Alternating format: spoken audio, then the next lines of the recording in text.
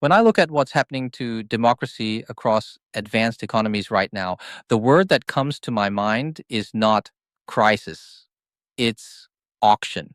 And I'm not being dramatic here. I'm talking about something much more subtle, much more systematic, and frankly, much more dangerous than the kind of democratic backsliding we usually worry about.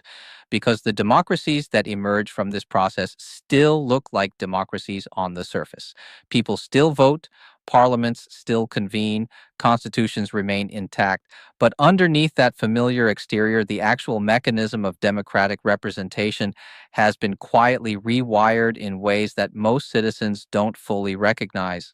You see, there's this thing economists have been quietly documenting for the past 5 decades, and it's not getting the attention it deserves.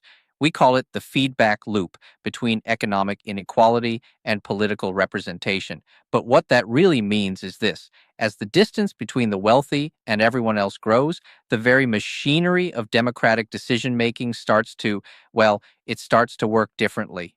Let me put this in perspective. In 1970, across most OECD countries, the income share of the top 1% hovered around 8 to 10%. Today, in several advanced economies, that figure has more than doubled. In the United States, it's approached 20%. But here's what's even more striking. If you look at wealth concentration rather than just income, the numbers become almost surreal. The top 1% now controls roughly 40% of total wealth in many advanced economies. Now, you might think, okay, that's an economic story. Rich people got richer.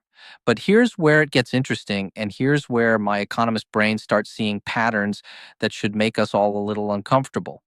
Because wealth doesn't just sit there passively. Wealth generates income streams, but it also generates something else: options, political options. Because when you concentrate that much economic power in that small a slice of the population, something curious happens to political markets. And yes, I'm using the word markets deliberately because that's increasingly what our democracies start to resemble. Think about it this way: political influence in any democratic system requires resources, campaign contributions, lobbying capacity, the ability to fund think tanks and advocacy groups, even the time and flexibility to engage in civic activities. These aren't equally distributed to begin with, but when economic inequality reaches certain thresholds, the political influence distribution it becomes almost cartoonish. Here's what I mean by that. In the 1960s and 70s, political scientists used to worry about something they called pluralism, the idea that lots of different interest groups would compete for political attention, and somehow through all that competition, the public interest would emerge. It was messy, it was imperfect, but there was this underlying assumption that no single group could dominate the entire system. Labor unions balanced business interests, consumer groups balanced producer interests, regional constituencies balanced national ones. But that pluralistic competition depended on something that economists now realize was historically unusual: a relatively compressed distribution of economic resources. When the gap between different groups' economic capacity wasn't enormous, their political capacity remained somewhat comparable too. But what happens when one group, say the top 5% of income earners, suddenly has the economic capacity to outspend everyone else combined? What happens when their ability to influence elections, shape policy agendas, and even determine which issues get discussed in the first place becomes so disproportionate that other voices just fade into the background? This is where the democracy tax comes in. And by tax, I don't mean something the government imposes. I mean the price that democratic societies pay when economic inequality reaches levels that distort political representation beyond recognition. Let me give you a concrete example of how this works. Take tax policy, which is not coincidentally one of the most effective tools societies have for addressing inequality in the first place. In the post war decades, across most advanced economies, there was this rough political consensus that progressive taxation was both economically sensible and democratically legitimate. Top marginal tax rates in the United States reached 90%. In European countries, they weren't quite that high, but they were still substantial. Now, here's the thing, those policies didn't emerge because politicians suddenly became more altruistic. They emerged because the political coalition supporting them was broad enough and powerful enough to make them happen.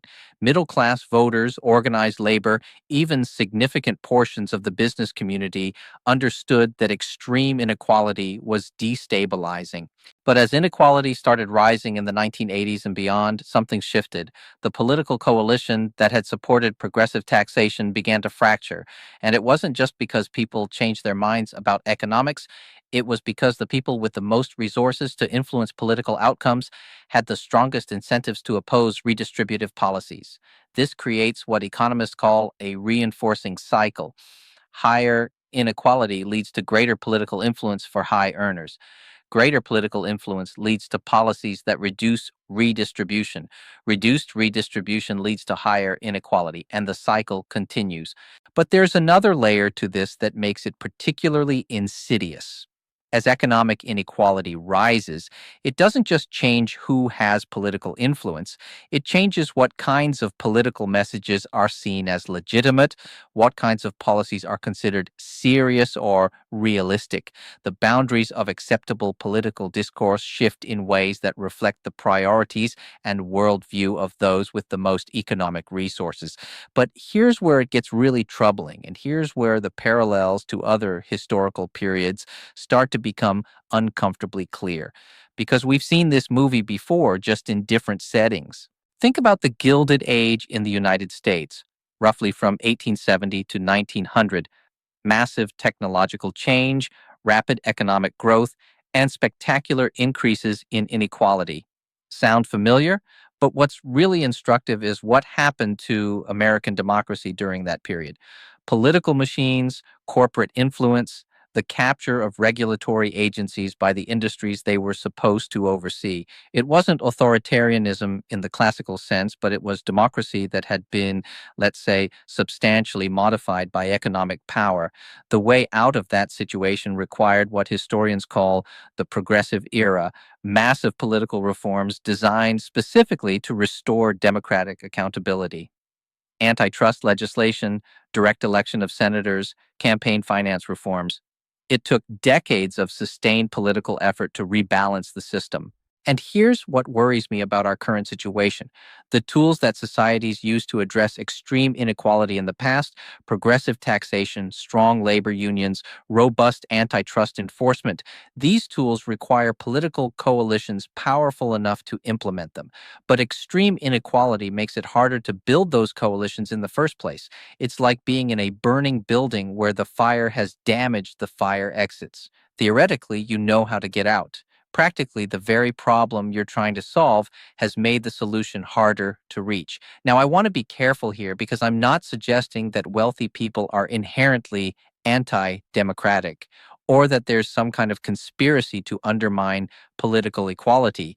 Most of the time, what we're seeing is much more mundane than that. It's just rational actors responding to incentives within a system that has tilted in particular directions. If you're in the top income brackets and you have the resources to influence political outcomes, and those political outcomes can significantly affect your economic interests, well, it would be almost irrational not to try to influence those outcomes. The problem isn't individual behavior. The problem is systemic. But the systemic nature of the problem is precisely what makes it so difficult to address through normal political channels, because normal political channels are themselves part of what's been distorted. Consider how policy gets made in a typical advanced democracy today.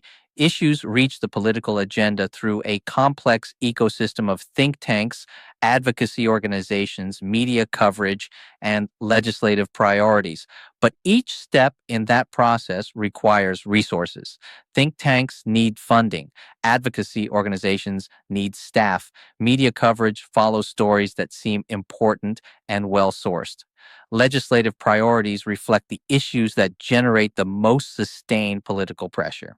At every level of this system, actors with greater economic resources have structural advantages in shaping what gets discussed, how it gets framed, and ultimately what gets decided.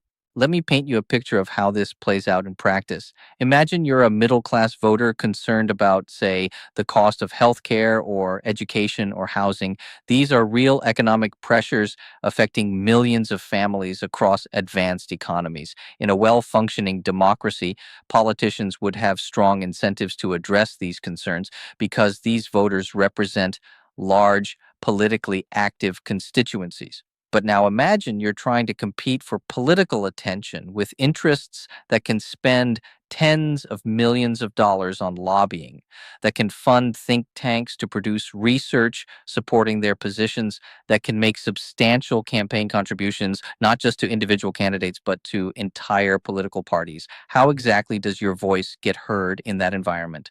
This isn't theoretical. Political scientists have been measuring this phenomenon for years now. Studies consistently show that policy outcomes in advanced democracies correlate much more strongly with the preferences of high income groups than with the preferences of middle or lower income groups. Even when you control for other factors, even when you account for differences in political engagement, the pattern holds. What's particularly striking is how this plays out across different policy domains. On issues where high income and middle income preferences align, say infrastructure investment or basic education funding, democratic systems often work reasonably well. But on issues where those preferences diverge, like tax policy, financial regulation, or labor law, the correlation with high income preferences becomes overwhelming. And here's the really insidious part. It's not just that wealthy interests get their preferred policies more often, it's that the entire agenda of political discussion starts to shift toward issues that matter most to people with substantial economic resources and away from issues that matter most to everyone else. So instead of debating how to make healthcare more affordable or education more accessible, we end up debating tax code provisions that affect a tiny fraction of the population. Instead of focusing on wage stagnation or job security, we focus on regulations that primarily impact large corporations. The democracy doesn't disappear exactly, but it starts operating in a different universe from the one most people actually live in. Now, if this were just an American phenomenon, we might chalk it up to particular features of the US political system. But we're seeing similar patterns across multiple advanced democracies, each with different institutional arrangements. That suggests we're dealing with something more fundamental, something about the relationship between economic inequality and political representation that transcends particular constitutional frameworks. In several European countries, traditional social democratic parties have seen their electoral coalitions fragment as inequality has risen, not because their policies became less popular in the abstract, but because their ability to build and maintain political coalitions capable of implementing those policies has been undermined by economic polarization. The result is a kind of political marketplace where the most economically powerful actors can essentially set the terms of debate, not through coercion, but through the simple arithmetic of resource allocation. And the rest of us get to participate, sure, but we're participating in a game where the rules have been subtly but substantially rewritten. This brings me to what I think is the most troubling aspect of this whole dynamic. It's not just that economic inequality produces political inequality, it's that political inequality makes it much harder to address economic inequality through democratic means. We end up trapped in what economists call an equilibrium, a stable but suboptimal situation that's very difficult to escape. And historically, when democratic societies find themselves trapped in this kind of equilibrium, the way out has typically required either major external shocks, wars, economic crises, technological disruptions, or extraordinary political mobilization that somehow manages to overcome the resource disadvantages I've been describing. The question for our generation is whether we can find a way to address this problem before we need either external shocks or extraordinary mobilization, because both of those alternatives come with costs that most of us would prefer to avoid. What would that look like? Well, it would probably require the kind of systematic institutional reforms that directly address the translation of economic power into political influence. Campaign finance reform, obviously, but also things like public financing of elections, stronger disclosure requirements, maybe even constitutional amendments in some countries. It would also require what economists call pre-distribution policies, changes to the way markets operate that prevent extreme inequality from emerging in the first place, rather than trying to fix it after the fact through taxes and transfers. Things like antitrust enforcement, labor market reforms, financial regulation. But here's the catch 22. All of these reforms require political coalitions powerful enough to overcome the resistance of groups that benefit from the current system.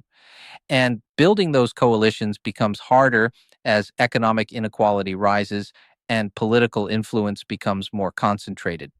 I'm not saying it's impossible. Historical precedent suggests it's not impossible. But it does require a level of political awareness and engagement that goes beyond normal electoral participation. It requires people to understand not just that they disagree with particular policies, but that the process by which policies get made has itself been compromised. And that's a much more complex and challenging political message than the usual left versus right, conservative versus liberal framing that dominates most democratic discourse. When I think about the long term trajectory we're on if these trends continue, I don't see democratic collapse in the dramatic sense. I don't see authoritarianism or constitutional crisis. What I see is something that might be worse in its own way. Democracy that becomes increasingly irrelevant to the economic realities that shape most people's lives. And we're already seeing previews of what this looks like. In country after country, polls show growing disconnection between public priorities and government action. Citizens consistently rank issues like healthcare costs, educational opportunity, and economic security as their top concerns. But legislative agendas become dominated by debates over tax provisions that affect tiny slices of the population or regulatory frameworks that matter primarily to large corporations. Elections continue, debates continue, all the formal apparatus of democratic governance remains in place. But the actual capacity of democratic institutions to address the fundamental economic challenges facing advanced societies steadily erodes, not through dramatic political confrontation, but through the quiet accumulation of structural advantages that make some voices much louder than others. If that happens, if we end up with democracies that are formally intact but substantively hollowed out, the costs won't just be political, they'll be economic too, because economies that can't respond effectively to popular pressures tend to become less dynamic, less innovative, and ultimately less prosperous for everyone. That's the democracy tax. Not just the political costs of inequality, but the economic costs of political systems that can no longer perform their essential function of balancing competing interests and finding workable solutions to collective problems.